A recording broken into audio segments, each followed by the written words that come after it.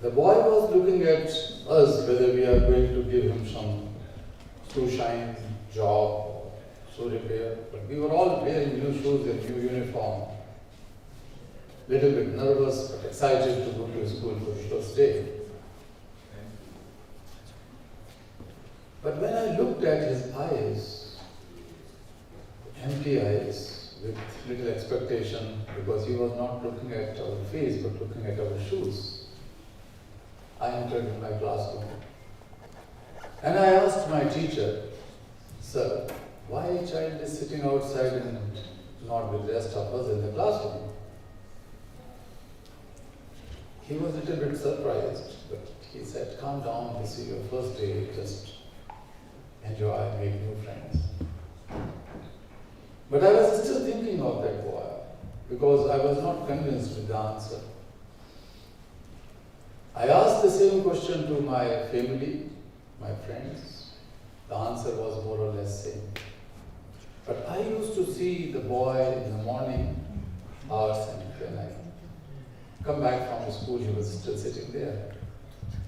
So one day I gathered all my courage and went to the son-father room. Boy was very shy,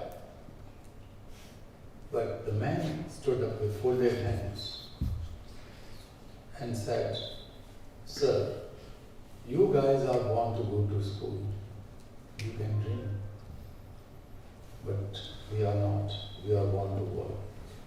This is our destiny." I didn't know much about the caste system. This is a kind of social hierarchy, deprivation, discrimination. I didn't know much about it as a young boy. But I started crying out of pain or anger. But that day gave me a different perspective. That was this cobbler man's answer, that we are born to work and you are born to dream,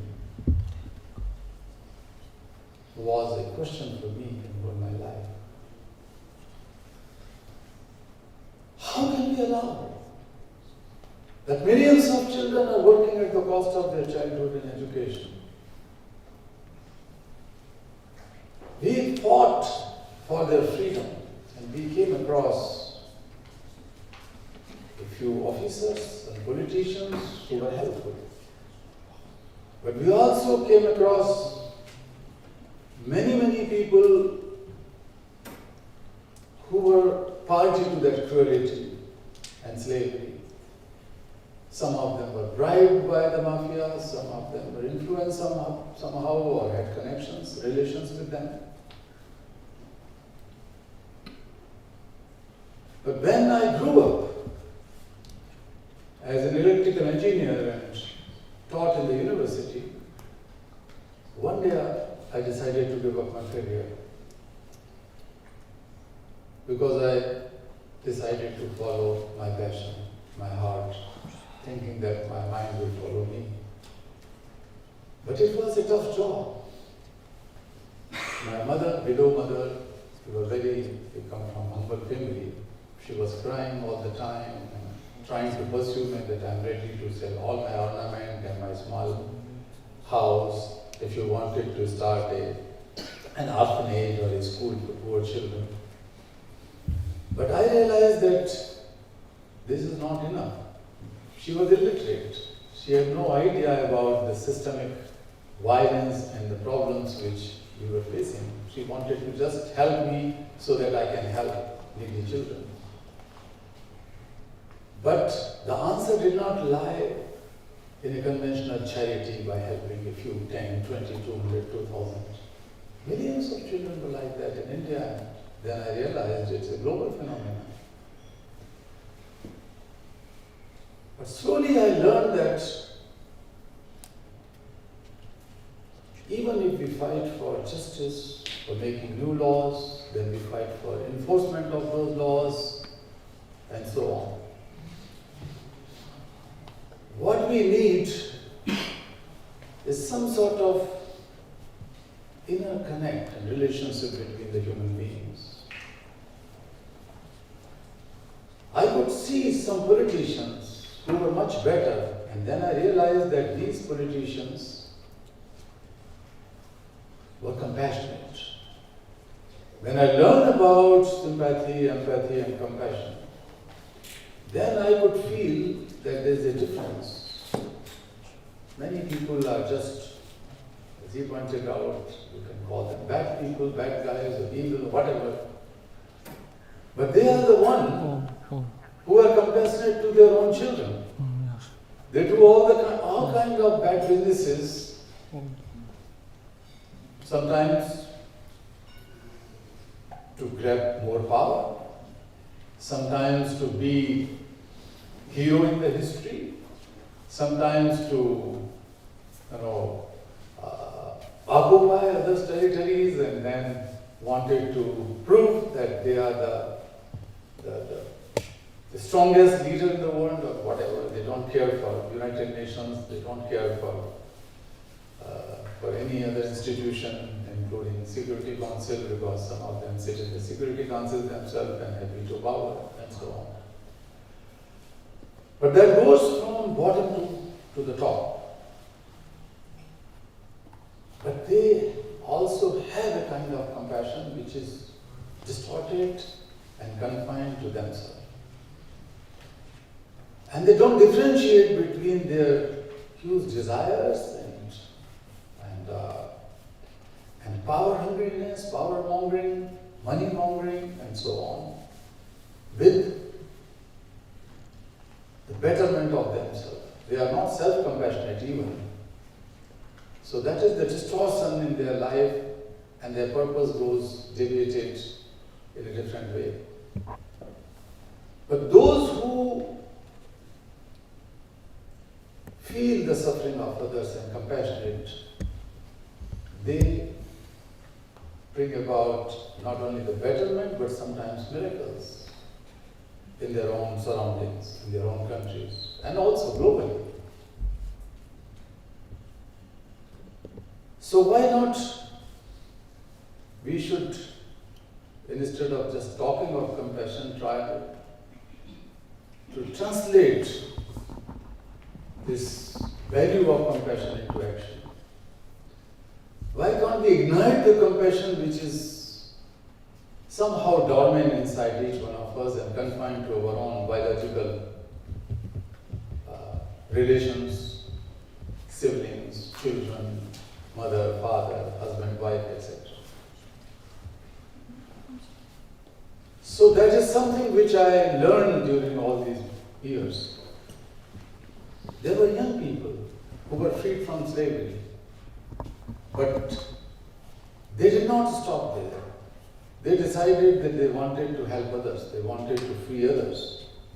And I am so proud to say that me and my organization, as I said yesterday briefly, that we have freed physically through direct actions 115,000 children and handed them over to their mothers and fathers.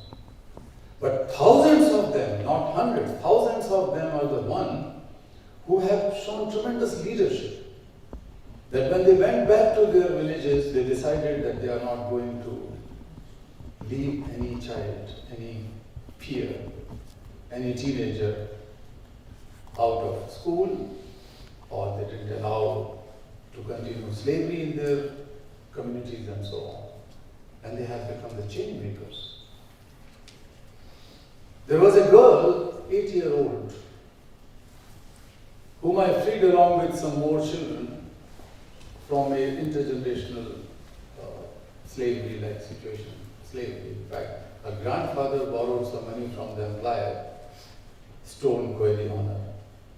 And then the second generation and the third generation had to work in mines as slaves without any freedom and without any salary or remuneration. So when, in a very difficult operation, we were bringing those boys and girls and their parents and grandparents in a truck, I took some of the boys and girls in my car, and I was driving because it's a very dangerous operation. These mafias can kill us. 3 of our colleagues are martyrs now. 2 of them, one was beaten up, one was shot dead. I have injuries in all my body. My house was attacked several times. My children were always in danger, they grew up in danger. So my wife is sitting here, who was responsible for rehabilitation and education of thousands of these children as mother. Kinshu, you heard her speech yesterday, was one of those children whom we saved from child labor when he was 8-year-old or even less, 7-year-old. Lalita was here. My daughter grew up, who is sitting here in this situation when out of 3 or 4 telephone calls, 2 of the calls on landline number were threat for my life and for her life and for her brother's life. So somehow she learned how to live in these threats, where she has seen that how our colleagues were shot dead and killed, and how our offices were put to fire and houses were attacked and so on. But that did not deter us. Our children whom we freed, they became more and more resolved and compassionate to help others. So most of our full-time activists now are the ones who come from that background. Our teachers, our volunteers, they come from that background. And that is the power of compassion. In our childhood, at least I, when read about compassion, I thought that it is something which is very distant because it's so spiritual, it's so religious, it's so heavy human value, and how can we inculcate that in ourselves and in others. But then I realized that it is not so difficult. It is only to acknowledge that we are all born with that gift God gave. We can call, I believe in God, so I can call it God gift, but it's all the gift of nature, that feeling. Now, dear friends, I talked among my friends, Nobel laureates, peace laureates in particular, also some of the global leaders, wise people, and my young friends in India and abroad. We work across 144 countries for the last 25-30 years. So I have been talking to them that how the youth should emerge as their own leaders, not in a conventional manner, not driven by the power mongering or greediness or lust or just name or fame, whatever. They should be driven by justice, the value of justice, equality, liberty, freedom. But that can come, the spark will come when they feel connected with others, issues and others' problems and suffering. And that is compassion. And I have also learned that young people are much more compassionate. They feel for others more deeper than many of us. And they should be on the driving seat. So we launched a campaign called 100 million for 100 million. The idea was that the 100 million young people should become the spokesperson of other 100 million young persons globally, across 100 countries or more than 100 countries. And we have seen the results. At least in 30 to 40 countries, these youth have taken up bigger challenges. I have mentioned 2 examples, one from Sweden and one from Germany yesterday, that how the youth in those countries have compelled their leaders, their politicians, to change some of their decisions. In Sweden, when the government has decided to decrease the ODA support for education in Africa and other developing countries, these youth came together and asked very direct question to the power, to the leaders, government, that how come you can take this decision whether Sweden has gone so poor that we have to cut these ODA support. That power was the moral power.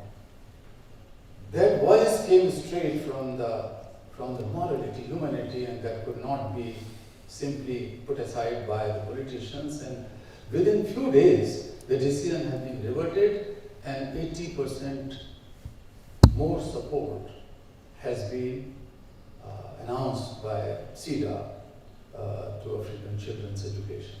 That was the power of youth, but the power of compassion among young people, because they felt connected with the suffering of those who were denied education in Africa. They felt connected with those who were pushed into that situation of slavery. I was talking about the girl whom we freed. When she was sitting with us in the car, I tried to console those children because they were quite shocked because they have not seen roads and buildings and anything. And then I thought that they are still traumatized. I should give them some bananas. A bunch of banana was lying in the back in my car. So I asked the children sitting in the back seat that please pass on this bunch of banana so that all of you can eat. They looked in here and there and the banana bunch was lying there. But they had never seen it before. I said that just send them a piece of banana, bunch of banana. So they passed it on. And I insisted that all these children should eat. So one girl picked up one banana and asked to a boy, "What kind of onion is this?" The boy said, "It's neither potato. What is this?" I'm talking about the largest democracy in the world. They had never seen banana. I insisted to eat. And after a while, because I was driving the car, when I looked, I noticed that some of them were just eating banana without peeling it. And they were throwing it away because they could not eat. And then I felt that difference between eating a banana without peeling and learning how to eat banana is hundreds years of difference. The difference between the medieval age slavery and the modern day world. Just simple things. I was in tears, but then I taught them how to eat. Again, after 10-15 minutes, I felt a strong but tiny hand on my shoulder from the back. And this was the hand of this 8-year-old girl. And she then, suddenly I heard from her mouth, "Oh man, why didn't you come early?" And it was not because of banana taste. It was she has witnessed how her mother was raped in front of everyone, and then when her father wanted to save his wife, he was burned with cigarettes. She has also seen the death of her younger brother in her lap without medication. And perhaps this was the first day in her life when she felt some trust with humanity, with human society. That was the beginning of her humanity. And that was the question asked by a girl, not to me, to everyone who believed in constitutions and laws and liberty and justice and whatnot, religions, faith, even God. God has not made like that. But this girl was so good that when she was given an opportunity in our ashram, where Kinshu has studied, She learned reading and writing and basic skills. But when she went back home after a few years, we were so happy to learn that she has decided that no child in her community will be working somewhere as child laborer, and everyone should be in school. So more than 30 children were collected by her. She found a person, a high school young person, to become a teacher, and that man volunteered to teach those 30 odd girls and boys. And she was chosen to participate in United Nations special event during the General Assembly in New York. That was a special session on education, organized jointly by Gordon Brown. Gordon was at that time the Prime Minister of UK, and Kevin Rudd and Queen Rania, and Global Campaign for Education, which I was heading and I was founder of. So in that session, this girl, Devi, that time she was 10, 11 years old, she stood up on the dais and she asked this question that, here, sir, friends, you are such powerful people.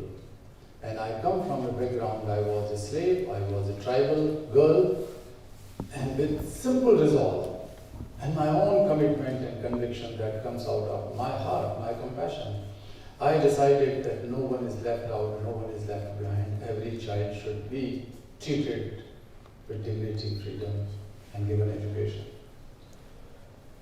I tell you, dear friends, some of these prime ministers came on the dais and hugged this little girl, Devi. Some of them were in tears, and on the spot, $450 million support has been announced for the education of girls in developing countries through UNESCO and through ILO for the eradication of child labor. That was the power of one person's moral call, and that moral call is driven by compassion. So I am not, as I said, I am not a preacher of compassion, but I see that this is very much possible to make this world a better place. Today when we are organizing this, dear friends, thousands of children would be pushed into child labor, slavery, trafficking. 10,000 children join child labor workforce in Africa every day. The world has never been so wealthier as it is today, but this is happening. During pandemic, we all thought that we are not only interconnected, but we are interdependent and we are going to save each other. That is some basic lesson we have to learn. And that time when the governments, rich governments, G7 countries have announced a program called Global Agenda of Action for COVID-19, 10 and then $11 trillion have been earmarked for the recovery of economies globally, especially in the developing world. But out of those 10, initially 10 and later on $11 trillion, only 0.13% have been distributed to the low-income countries altogether. Just 0.13%. So it shows that we have not yet learned, and that's why we need compassionate leadership, compassionate political leadership, compassionate social leadership, compassionate leadership in teaching, in medical profession, in policing, in every walk of life. We have to ensure that how people will connect with each other as human beings with dignity and respect for each other, and try to become the problem solver and leader, not just sit on the corner. So I thank you very much, it was a small group, but I'm happy that NGIC has taken the lead in such discussions also. We are going more deeper than the conventional political talks and the talks about the technology and ecology and all those issues, which are very, very, very, pressing issues. But slowly we have to go deeper in problem solving so that sustainable solutions could be found. Thank you so much.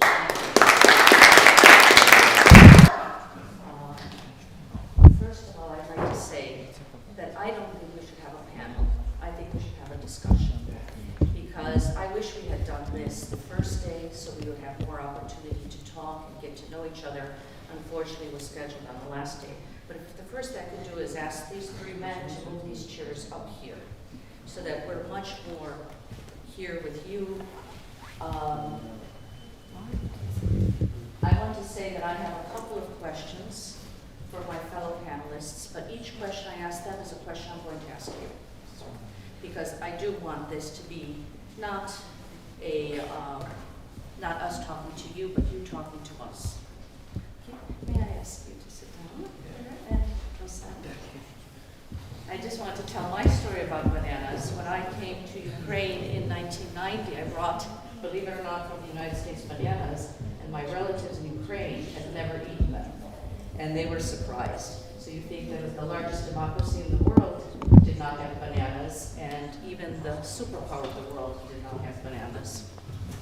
And I want to say, I hope you all, the young leaders, the volunteers, had an opportunity to not only see true leaders, leaders of their countries, presidents, prime ministers, Nobel Prize winners. Is this working? Yeah.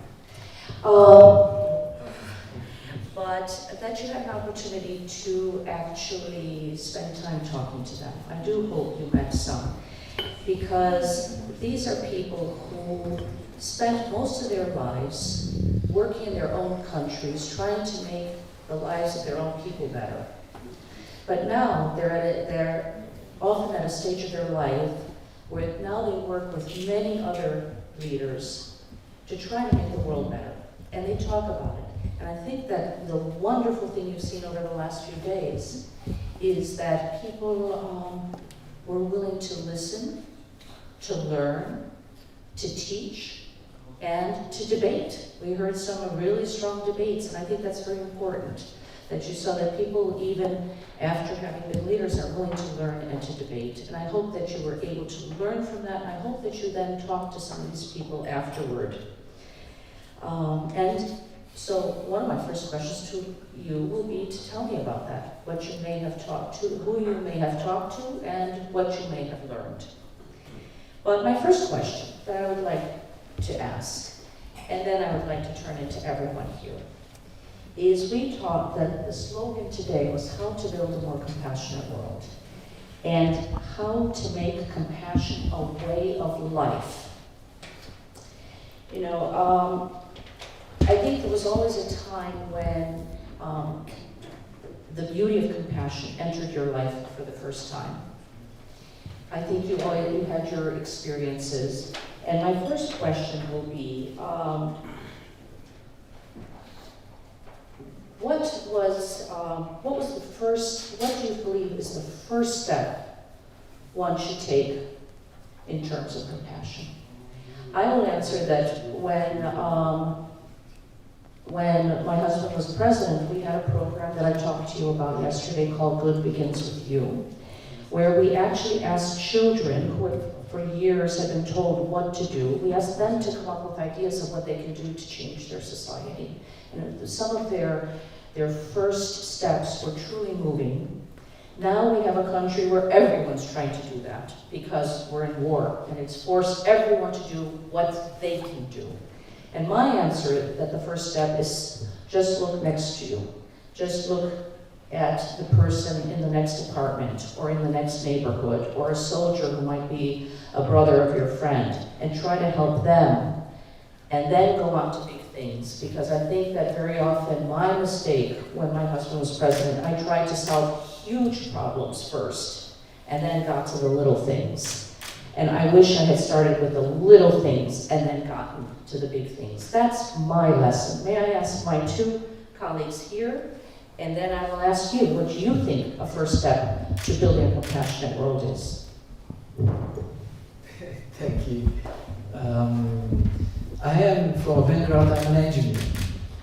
Even you might be very surprised to know, but computer engineer. And back when I was at the Technical University in Bulgaria, 1989, my diploma work was artificial intelligence, which long time ago. So being a computer programmer, engineer, a very rational person, I would say my first step would be to put it as a priority. So, because one is to be emotional. Okay, you are have a lot of emotions. But the other one is just to say, okay, I want to do something. It's priority in my life, and because it's priority, I put it as a priority, and then I really care about that priority. And it's not just about being emotional, being rational, caring is not enough. You need to act, and when you act, you have the results. So put it as a priority. Absolutely. I didn't know that we come from same background being engineers. Exactly. That time there was no computer engineering when I was studying in 70s. So electrical engineering was supposed to be the most advanced one, so I did it like that. But I feel that first of all, we have to realize that whatever we are today, it's not because of me or I. It's because of so many other factors and so many other people. So, if I quickly, if you allow me, Katerina, in 1 minute, let us do an exercise, just 1 minute. I will ask everyone just to think. But before that, I will say that today we are sitting here in this room. I feel very grateful to NGIC, to Brother Ismail. I feel very grateful to both of them. I am feeling grateful to all of you who are sitting here and listening. But I also feel grateful to this hotel, this room. But this room was not possible without so many workers. The workers like laborers, masons, skilled workers, electricians, plumbers, craftsmen, painters, woodworkers, those who have produced these chairs and the electricity. I would even be grateful to Edison, who has given us the idea of light and so on. So what I call supply chain of gratitude. We have the supply chain of production, supply chain of so many other things. But if we start thinking, even for today, I'm grateful to my driver who took me to Old City, me and my family. I'm grateful to the cook who has served some food for me, clothes. I'm grateful to those people. So when I feel a sense of gratitude to others who are responsible for my success, for my being, for my existence, that is the beginning of an interconnectedness, but inner connect. And the moment we feel, then we become more kind, more humble, and that ignites a sense of responsibility, and in turn, the sense of compassion that their suffering is my suffering. Their problems are my problems, because I'm not because of me, because of many, many people who supplied so many things. So my 1 minute exercise would be, if you close our eyes and think of a person, just one person or maybe two, apart from your mother and father, whom you are most grateful because you were not here in this position if they were not helping you, if they have not supported and helped you in your life. You are here because of someone. It could be your teacher, it could be your husband, it could be whatever. Someone who, your friend, relative. Just 30 seconds of this.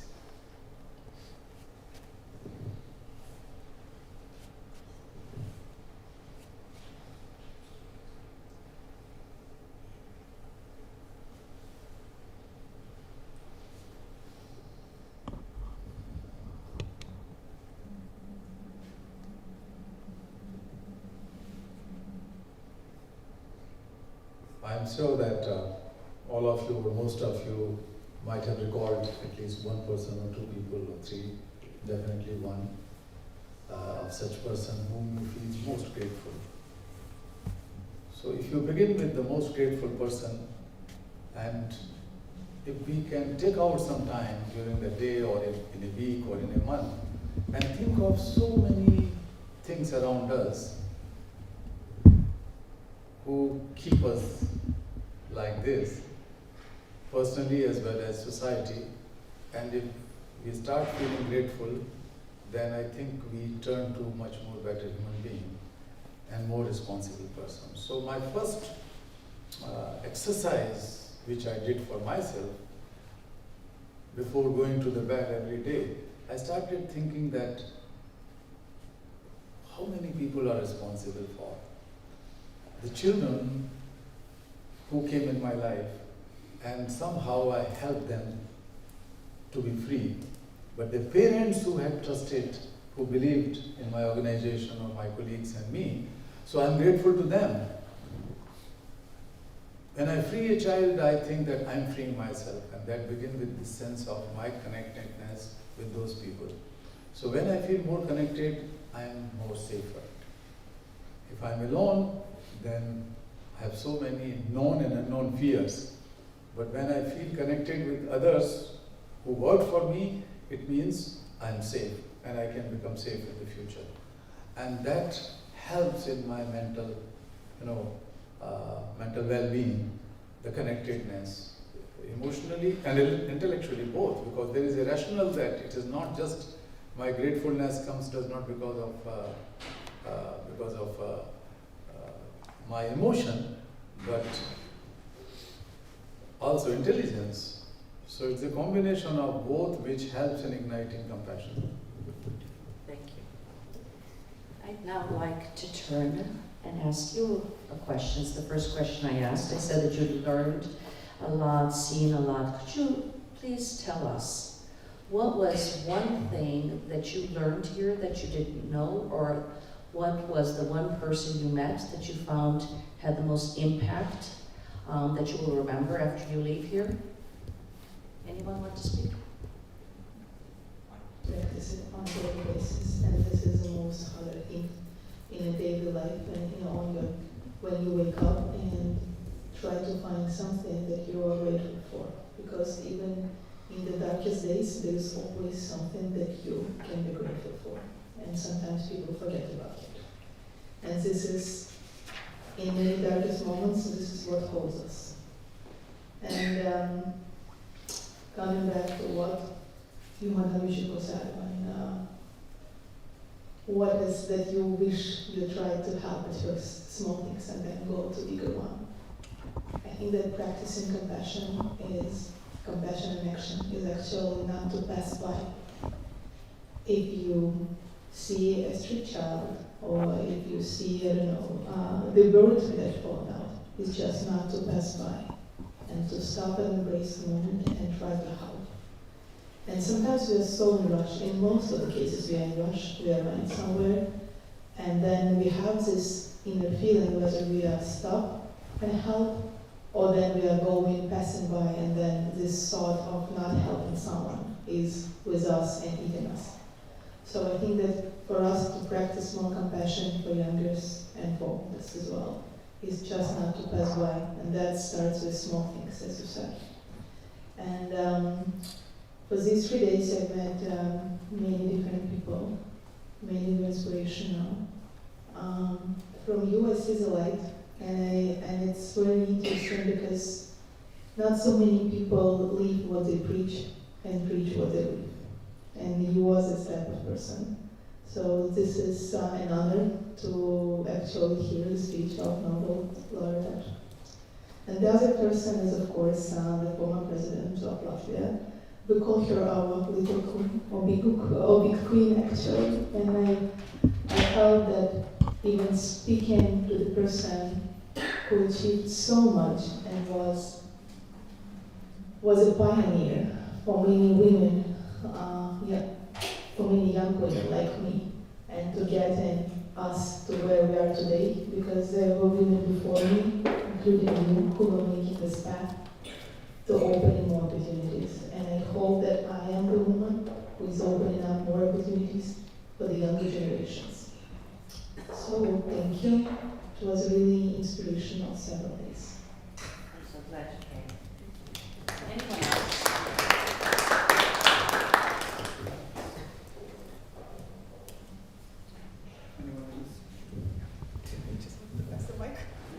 So just one thing I learned here is that there are so many challenges, and they differ as well. So you can imagine in Switzerland we have some other challenges than whom we have in India. But what I learned is that even if we have so many challenges, they are still correlated to each other. So if you think, oh, I can't really solve every single challenge we have or every single issue we have, still if we just do one little tiny thing in your expertise or in your subject, we can still influence all other challenges. So for example, if we solve something in education, education is so closely correlated, for example, to crime or to the climate, then this one thing that I learned. That we can make toward compassion. And I think in short, it boils down to thrusting yourself into situations where you know you'll be confronted with a reality that's different from your own, and one that will likely make you very uncomfortable. Robert Kennedy convened the meeting with the most prominent black artists and activists of the time. You had James Baldwin, you had Harry Belafonte, you had a young freedom rider named Jerome Smith. They had a conversation about race relations in the country, and this young kid, Jerome Smith, yelled at him for not doing enough for the black community, telling him that, your efforts have been lacking to such an extent that I find no pleasure, no satisfaction in what you've done so far. Right? And this is someone who prided himself on having a strong civil rights record. And yet he put himself into that situation for a reason. And in the ensuing months and years, he made a shift in his character, understanding where these people came from, and really having a new concern, a new passion that wasn't there before. And following that, he tried his best to thrust himself into those situations, to step into more private meetings where people would yell at him, to talk to people who didn't look like him, and didn't sound like him, with different educational backgrounds. And the world has allowed us to be so isolated from people who disagree with us. And we could realistically surround ourselves only with people who share our views, our religion, our background, the color of our skin. And yet, to make an active effort to go beyond that, to push beyond that, is exactly what is needed to find compassion for other human beings. And I think once you do that, it's impossible not to be receptive to their issues. It's impossible not to want to help them, to give your time, to give your energy, because you see in them the same human spirit that you see in yourself. That's not something that can be masked by anything when you're face to face having a conversation about it. Work on, so we have similar contexts in that part of the world. So one of the things I am tried by Talasha is if you have compassion, you don't need to wait for the governments to do the things. So you can do it by your own initiatives or the fellow stakeholders that have the similar intention to bring change. And since Talasha worked on child labor, so once upon a time, child labor was a vulnerable issue in Bangladesh as well. But since the movement was started in India, in neighboring countries, and it's somehow influenced the regional context. So by this way, we also reduce the child labor in Bangladesh. So thank you so much that people like Kailash sir inspire other nations to reduce this kind of issue. And say that what is name a person. So it's very difficult to name a person here that influence. I feels like we have made, I personally made hundreds of prime minister and presidents. What I learned here, so there are many prime minister or head of the states. In politics, there is it's often happening in the global south countries that our politicians don't know when to stop. So they never retire. So they keep going until their last breath. But here I met like some amazing politicians, those who knows like when to stop and how to contribute in other capacities. So for example, I mean Mr. Prime President from Montenegro. So he's now an academician. So and I was very driven by that movement. And I asked him literally that what motivated you to leave politics and join the academy, because this is a completely different area. So his explanation was simple, that I thought my part was done at that capacity. Now I am ready for another challenge. So this is something I learned from the whole cohort here. This is one of the things, and that's all. Thank you so much.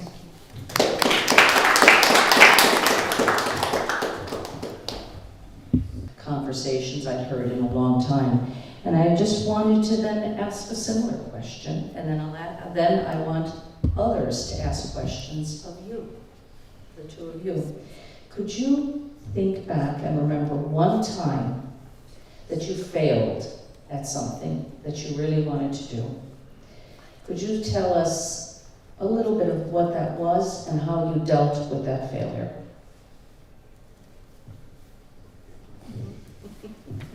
Well, there is something about politics, and especially if you're up there in the highest positions,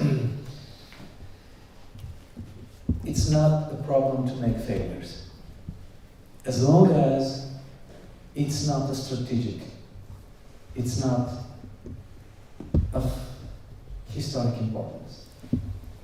I'll give you an example.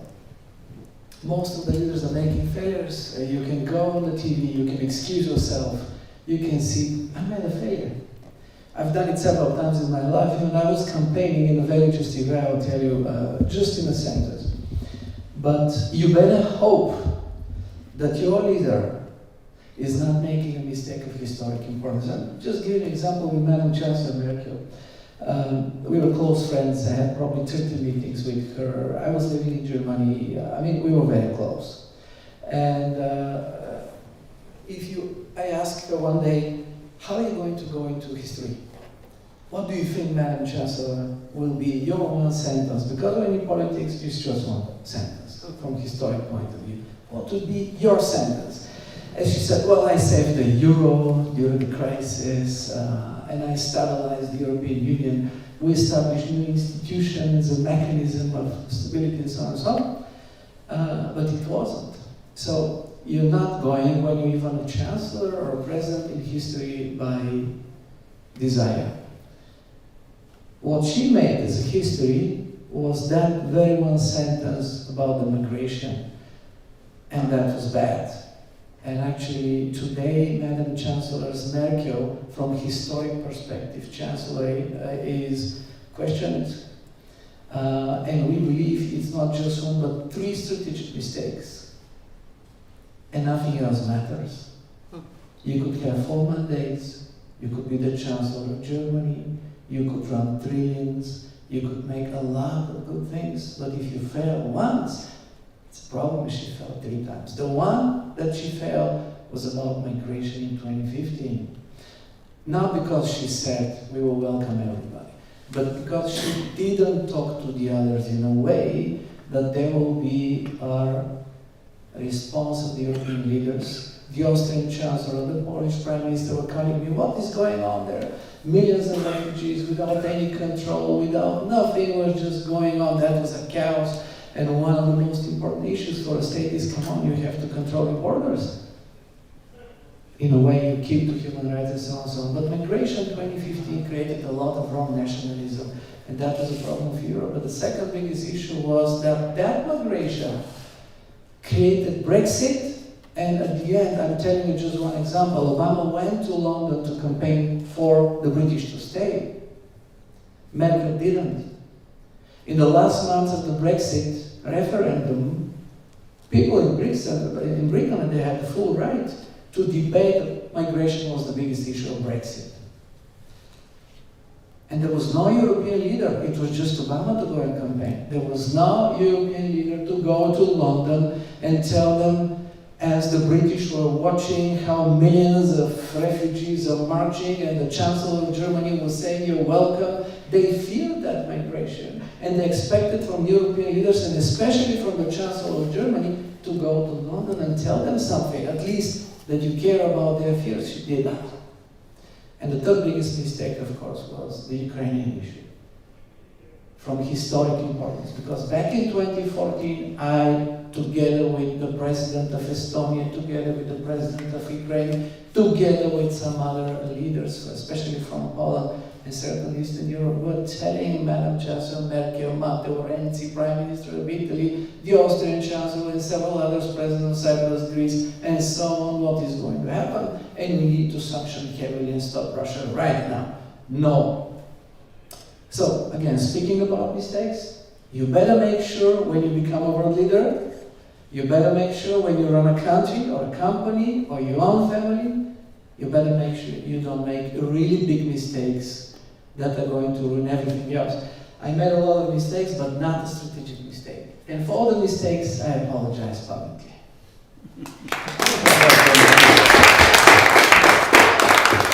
What is your sentence?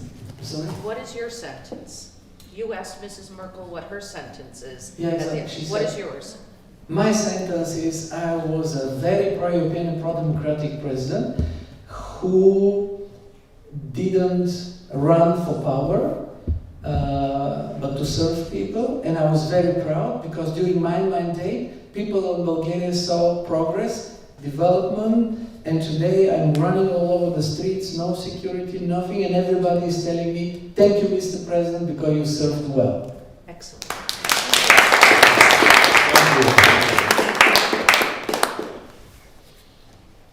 So, of course, in the course of my fight against child slavery in India and abroad, I failed several times in freeing children where children have been removed already, and the tip-off has been given by the police people to those slave masters that we are coming. So before we reached there, the children were displaced from that place. So that was many of such experiences were sad experiences, but we did not give up. Let me share one example. When we used to free children and we set up a rehabilitation and education center for them, we used to prepare them for schooling so that they could be enrolled in schools and they can join the mainstream education. So sometimes teachers or headmasters agreed for that. But it was in late 90s, somewhere in 99, an incident happened when I took a group of slavery survivors, some children who were 10, 12 years old, to a school. The headmaster suddenly became very furious and angry that you come every time and try to enroll them in school, and they are something like wretched, poor people, they don't know how to speak, and they don't have any etiquette, they are dirty people, and we are not going to put them to school. And that was a tough situation, because in India, constitutionally or legally, education was not a right, a fundamental right. But I didn't know much about that. So I kept on insisting and then quarreling with the headmaster, and he called some teachers and staff from the school to throw me away. So when they were lifting me to throw me, I said that, no, don't need not to do, I'm going out. But I went out and sat on the floor, and I said that I'm not going to leave this place until these children are enrolled in school. And then I will go on hunger fast, as Mahatma Gandhi did and many other people did.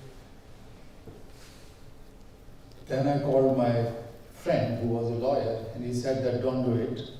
They will call the police and police will throw you away because what are you doing is illegal.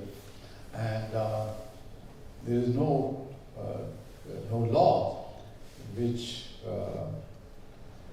will make them to enroll the children in school and give admission. So I came back highly frustrated, disappointed. I didn't know what to do and what to do. So one idea came to my mind when my lawyer friend says that there is no law because there is no constitutional provision. So I started thinking that why can't we change the constitution? So I was not a known famous activist or social worker at that time. I was an ordinary NGO worker. So I started talking to my friends. They said, what nonsense you are talking about? This is always, how can you think of changing constitution? You cannot even run an election for a municipal corporation, and that is not possible. I said, no, it's possible. Why can't? Because human beings made the constitution. They can amend the constitution, and we are human beings. So I started knocking on the doors of every single parliament member with a group of children, and they said that we can help you, we can give you some money so that you can run a private school where your children can learn. But constitutional amendment is a political decision which needed 2/3 majority in the parliament, majority of the deputies, parliament members, which is not possible. And there was a fractured, political situation those years when there was no single big party who was running the country. But we did not give up. So I decided that I will organize a march from the southernmost tip of India to Kashmir, to the northernmost, and then come to Delhi and try to mobilize and galvanize the mass support. And I knew, sorry, both of you are politicians, three of you in your own way, but most of the politicians do not, leave the interest when there is some photo opportunity that 100 children are marching for something. The local politician will come and say, yes, you support it, something like that. So with this idea, we started march. And that went on for several months. But every day, it created ripple effect. People understood that we need the right to education. The whole idea was that right to education should be in the constitution, and the amendment should be made. So some 10-15 people came on the first day, then 100, 200, 500, 5,000. When we reached Delhi, the capital, there were about 50 to 60,000 people. And on the way, 160 parliament members from different political parties joined hands. And they supported this idea for the first time that let us amend the constitution. And then when we came back to Delhi, it was a massive media coverage on the way. So Prime Minister of India and President of India, an opposition leader, all three gave us time to meet and talk. In fact, the President of India invited us that come and tell what is the thing. So we said, we don't want anything for us, we want change in India's constitution.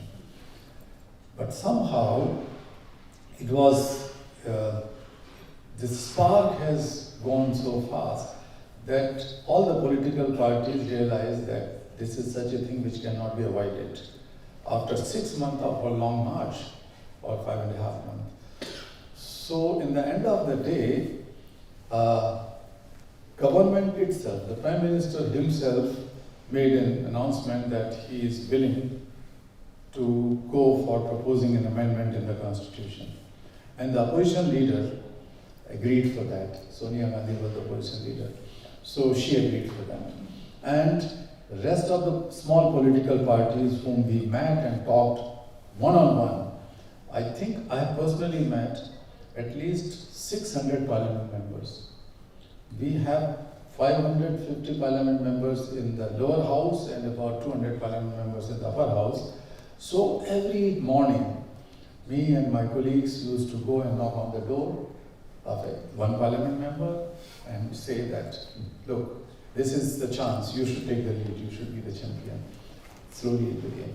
And within 6 months, this amendment was moved in the parliament and it was unanimously adopted and India has changed its constitution. That's amazing.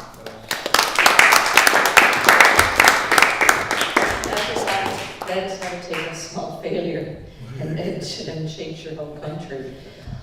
We don't have that much time left, and so what I'd like to ask first, before we do a group photo, is whether there are any questions to our panelists.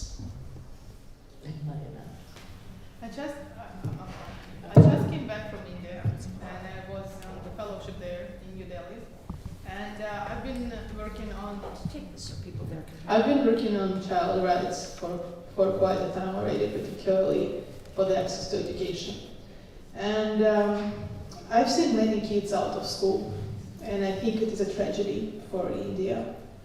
And I started asking people, because I had many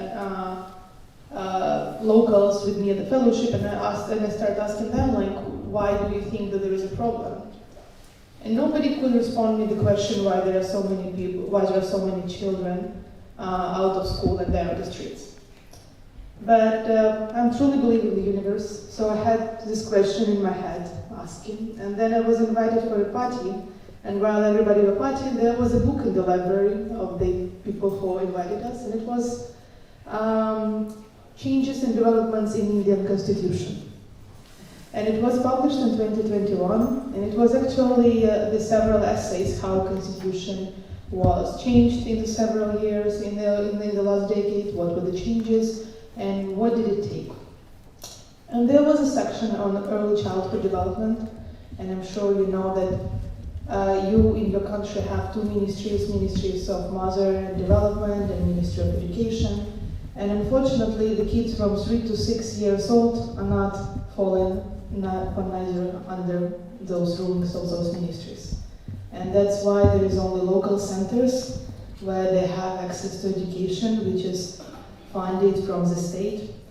And because you already made this change in your constitution, I wanted to ask whether you see this change whether the new change is possible in your country, and to get more kids and to dedicate the funding from one ministry to another ministry and to dedicate funding for the early childhood development, because we know that if kids are not developed and their skills are not developed from the age of 3 to 6, it is such a high proportion of child mortality, of kids out of school, and the illiterate population. So this is my question to you. Do you believe that this change is still possible in your country, and what will it take? Thank you. Thank you. So after the amendment, which I just referred, it took several years to translate into a law. There were a lot of discussions going back and forth, but finally the right to education law has been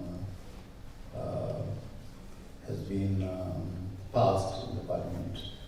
And after that, Government of India has to change its policies, because the law was there, constitutional guarantee was there.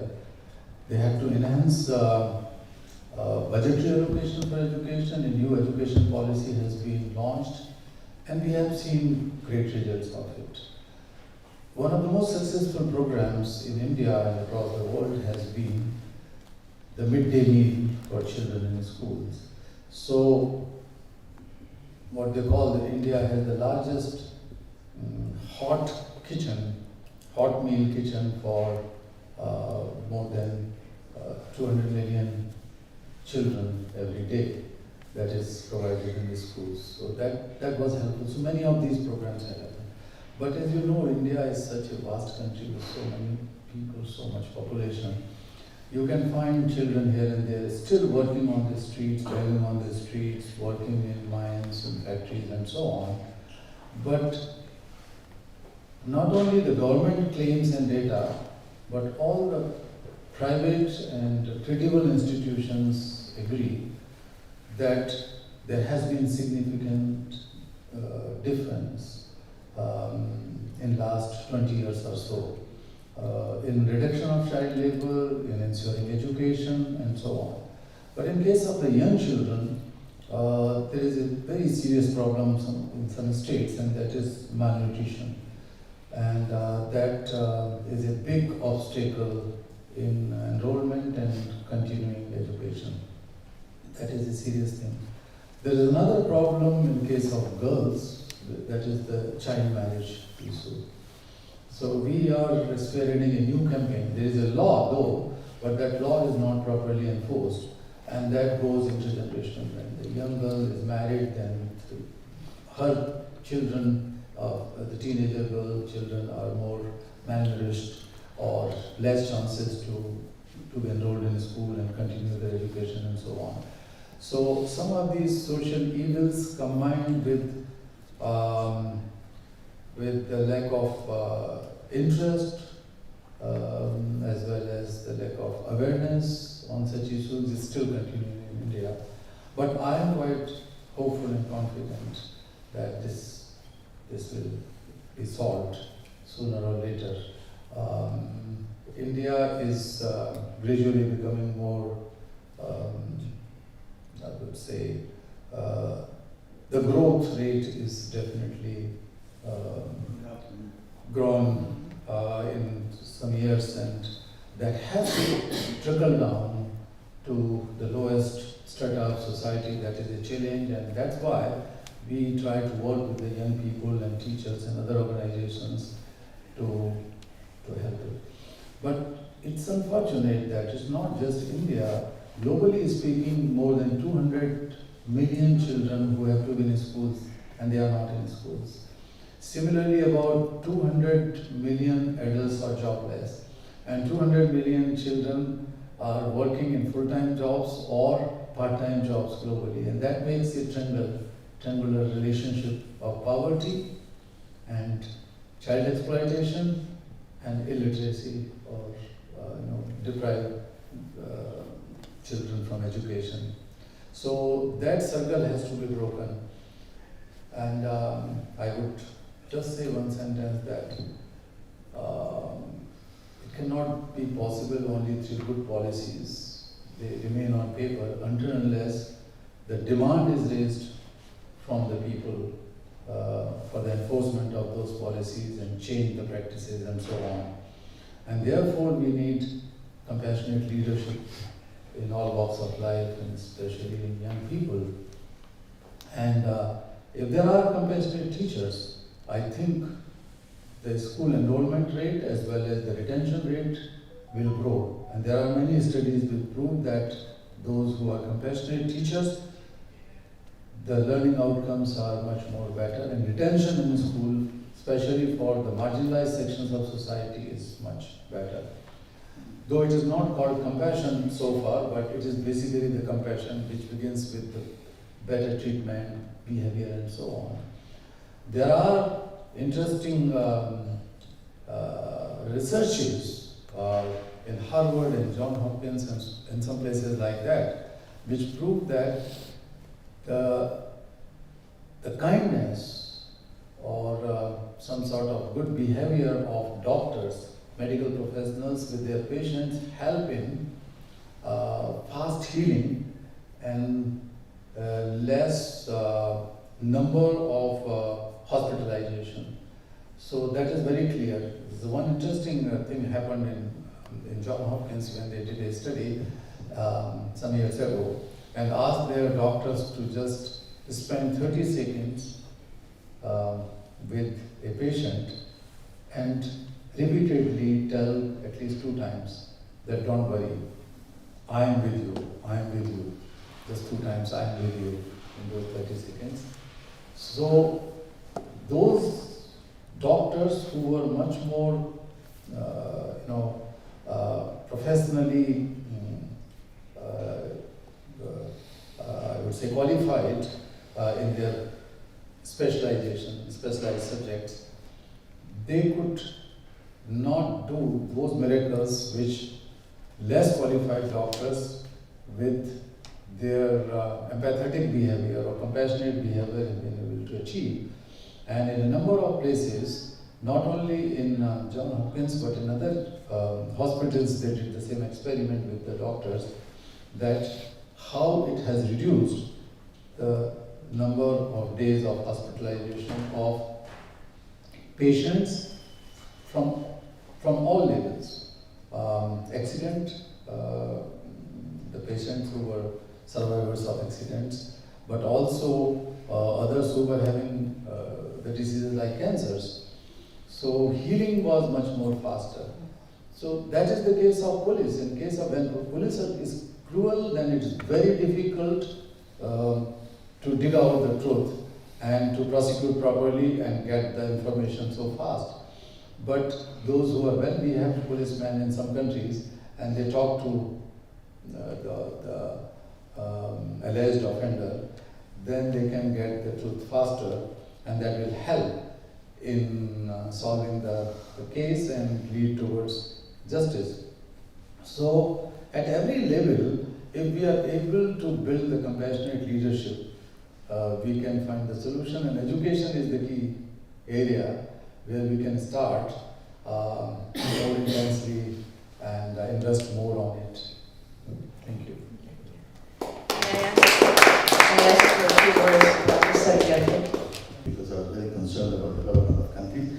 And while writing my PhD thesis, I said, no, I remember telling my professor, everything you taught us is wrong. He said, Saragali, that's fairly sweeping statement. Would you care to elaborate? I said, yes. The heart of development is not finding capital. It is human capital. Education is central to development. And I wrote my thesis on the contribution of education to development. Lots of mathematics, but that's not the point. Now, the main point is I started my career at the World Bank as in the education department. I very quickly moved to management. And I was very concerned about a lot of things, about how we can move from trying to talk to governments and tell them, you have to do this for the people, to shifting the paradigm and empowering people to rise from the bottom. And I was moved specifically by a number of experiences. I was among the first to do environmental projects, gender support projects, and so on. But I was moved by the microfinance and the experiences in Bangladesh, both of Grameen, of BRAC, Bolivia, there was Action, but in India, in particular, there was SEWA, Self-Employed Women's Association. And I was struck, I attended meetings with them. 3 things struck me about these microfinance things. They were primarily that the people who had taken these micro loans and dealt with themselves had an enormous self-assurance and dignity. They talked to senior government officials, the governor and the mayor and so on. They didn't care even they were very poor people. And I had a meeting with, I remember very well in the Kuch, India, with the Sewa people, and they were all very happy. So I asked them a question, all the women who were there, and I said, how is your relationship with your menfolk after that you have now become part of Sewa, they're getting money. And so I said, oh yes, they respect us a lot more when we have our own money. Now they come and try to borrow from us. But then here's the essential question. You asked what is a moment which really affected your life, and that was one of them. And I asked one of the women, I said, what is your ambition for your daughter? And she said, education. And I went around, and they all supported, I want my daughter to be educated. And then I asked that question, I said to the lady, what was your ambition for your daughter before you came to COI and you started having that level of self-confidence? And she said, I would have been to find her a husband who wouldn't beat her. Now think of the mental shift that occurred when you empower women. And now we know, of course, that education is a primary course. If these women are withheld from school, never go to school, etc., they will still remain locked into that way of thinking that the best thing I can do for my daughter is to find her a husband that doesn't beat her. I mean, as opposed to, she may become Prime Minister of India, after all Indira Gandhi made it. So, I mean, there is some of that. So what did I do to change my life? I organized a global summit. I went to Boutros Ghali and I said, you organized many summits in the UN, but you didn't organize one for microfinance. And I went to the World Bank and I said, you can't say we lend to all the banks, we lend to many development finance institutions in the countries, but not to the people's banks, the poor banks. They are not included. I created a new institution called CGAP, a consultative group to assist the poorest. And I got all the donors, Sweden and Norway and Canada and so on, and USAID as well, to say we have to all support funding for microfinance. Because these people go out into the villages. They don't wait for people from villages to come into the banks. We have been funding the banks only, but we've never funded people who go to the villages to bring them financial services. And I had a technical advisory committee of the practitioners. And I'm happy to say, although I've left the bank 25 years ago, CGAP is still going strong. So it was moved by that moment from that very poor woman who said to me, before I had my self-confidence and my ambition for my daughter to be educated, at best I would have thought of trying to find her a husband who wouldn't beat her. That was my moment of change.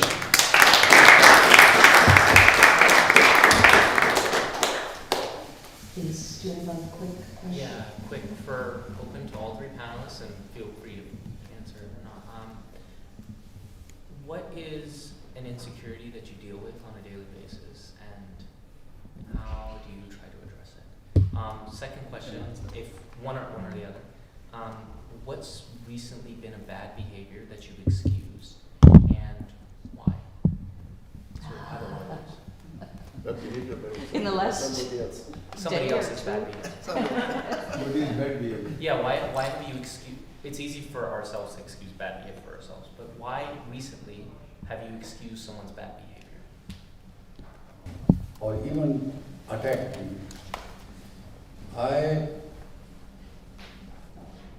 did not spend my money and time to revert in the same manner, to hate or waste my time in taking revenge to that person.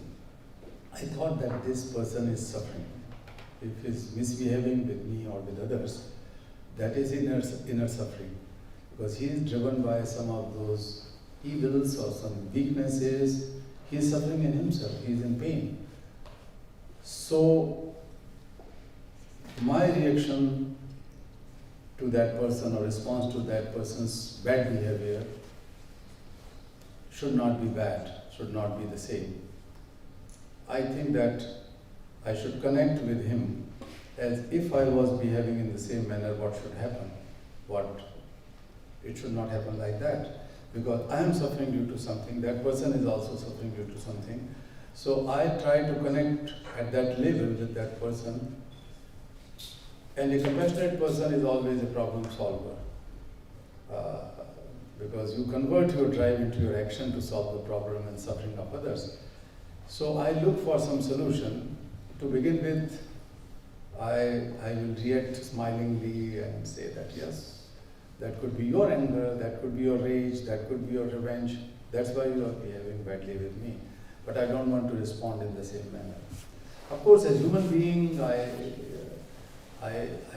have emotions, but then I try to convert my anger or emotion into some ideas to become a problem solver, rather than behaving badly with some person who behaved badly. So that is one. And the first thing you asked? Insecurities. Insecurities. Actually, I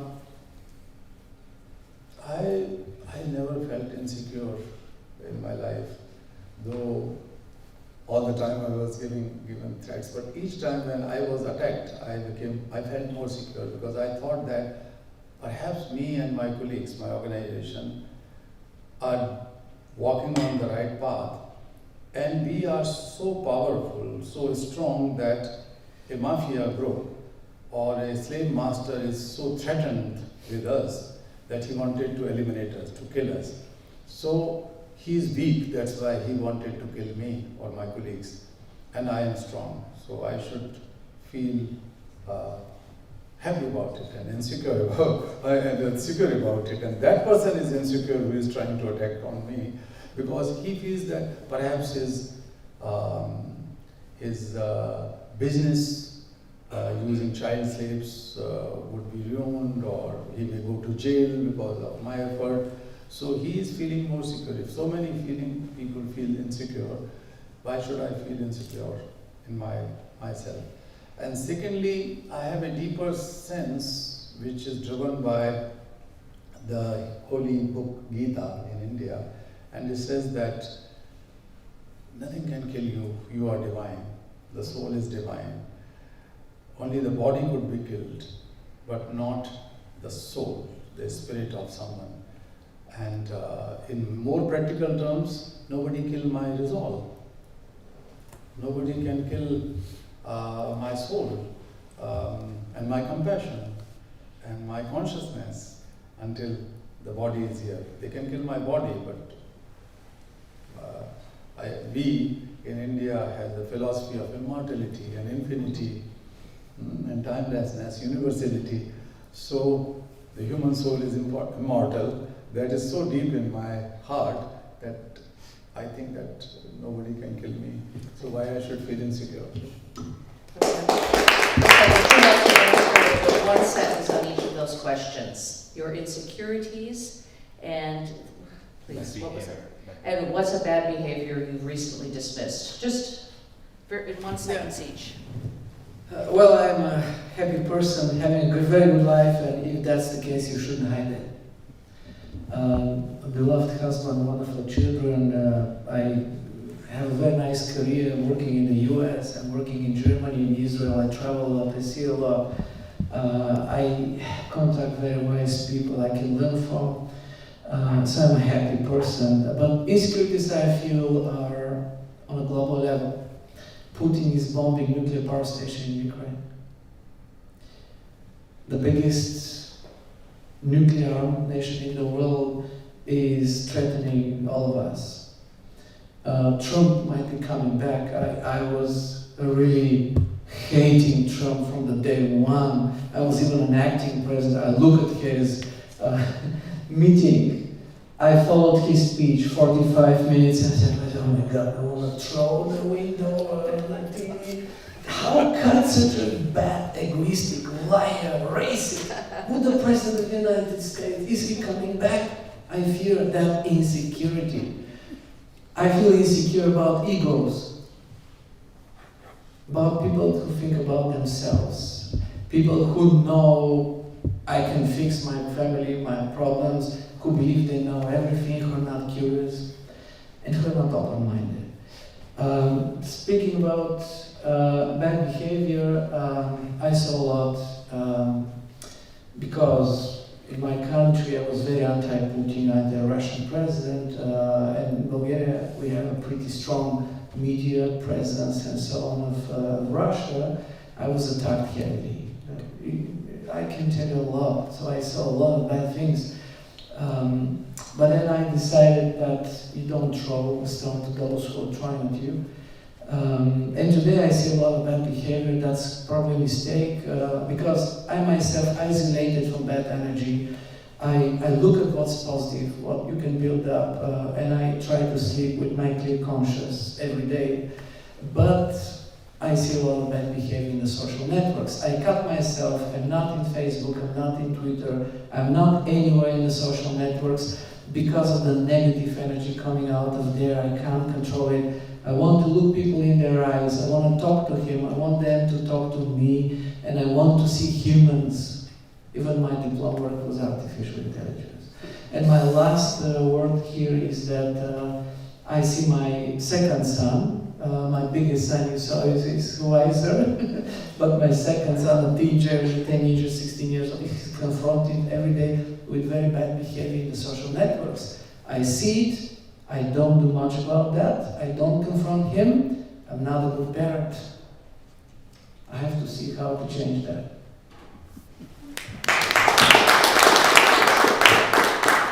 I'd like to just answer that question as well. I think my insecurity is every day I listen to people who are so eloquently able to express their feelings, and I'm always afraid that I'm never going to be able to say what I need to say to help my country, to save our people, and it's a constant insecurity. Did I say it right? Should I say more? What can I say? That's my personal insecurity. Excusing bad behavior, I think, is something we do for many reasons, including compassion, that we just understand why that person's doing that. But I'd say probably for me, unfortunately, one of it is just I don't want to confront.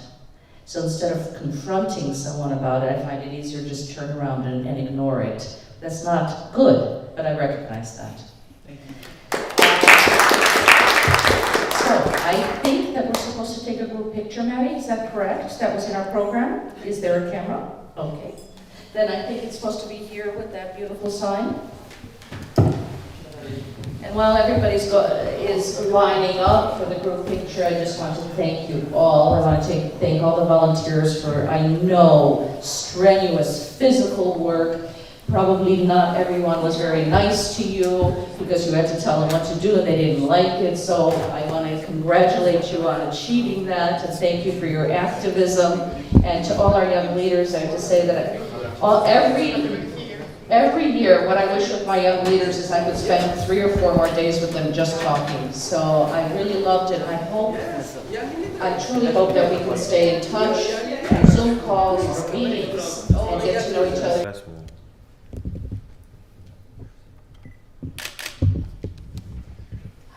Thank you. Thanks. Thank you. Lovely, please.